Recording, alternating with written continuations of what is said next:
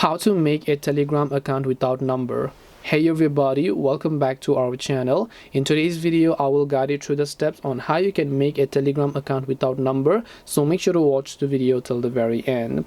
Now if you would like to make a Telegram account without number, well, that's also absolutely very simple to do so. First of all, let's say you want to start using Telegram, so you open the Telegram app, you download it, and then you try to sign in. But the very first thing it asks you right here is, let's say, your phone number, and you don't have a phone number because maybe you're underage, or maybe you're not a legal citizen, or maybe due to some reasons, but you still want to start using Telegram.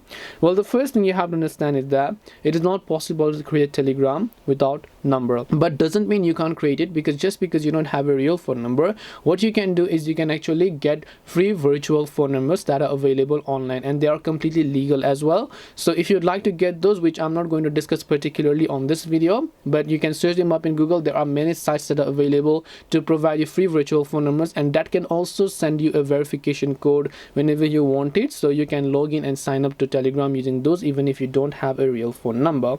This way you can make a Telegram account without number. Hope this video was helpful. If you have any questions, feel free to leave them down.